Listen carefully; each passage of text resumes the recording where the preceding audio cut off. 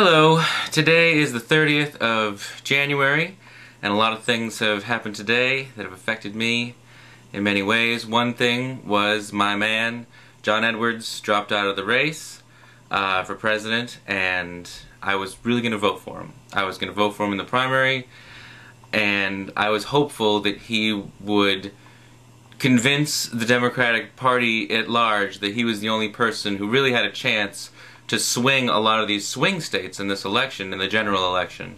He dropped out. And the other thing that happened was that Ralph Nader hinted that he's going to be joining the race as a third-party candidate if he can raise the money, which of course he will. And that worries me because the only people who will be voting for Ralph Nader are not the Republicans who are going to be voting for John McCain and or Mitt Romney, but are going to be the Democrats who are not satisfied with either candidate that gets chosen. Both Hillary and Barack have strong opposition. I was reading a lot today, and it seems like there are some die-hard Democrats who feel that if Hillary is elected, they will in fact vote Republican. That's how much she is disliked by parts of her own party. And so I'm very worried. I'm very worried about the Nader situation and the Edwards situation. Today on LiveJournal I talked about the electoral deficit that has to be faced. The deficit isn't as huge as I thought it was. If you look here, this is 270towin.com. It's a really great interactive map of the United States and the electoral college system.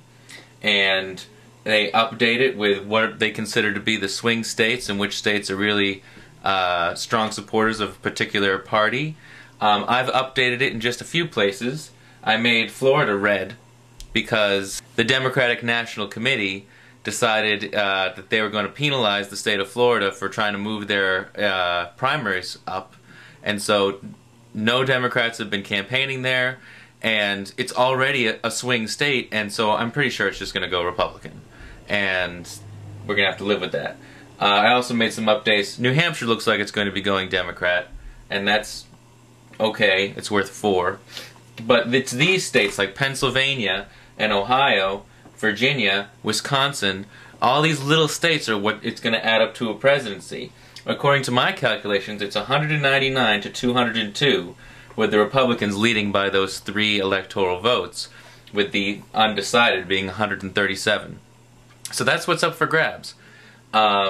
And whoever the candidate is going to be for the Democrats is one that's going to have to win these tough states. Virginia. Can Barack Obama win Virginia? Can Hillary Clinton win Virginia? I don't think so. I don't think they can against McCain. I don't think they can against Mitt Romney. So let's make it red. Here's my map of the predicted Hillary versus McCain race. Here's my Barack Obama versus McCain race. It turns out that Obama could actually win this one, if I know what I'm talking about at all. Here's my super depressing Romney versus Clinton race, where the Republicans win handily. And this is the hardest one, Barack Obama versus Mitt Romney. I still have the Republicans winning, but it's a tough choice, I think, for a lot of states. I was blue in the last election. That's hopeful. It was blue in the election before that. Excuse me, for Clinton it was definitely blue. Alright, so let's say it's gonna go blue.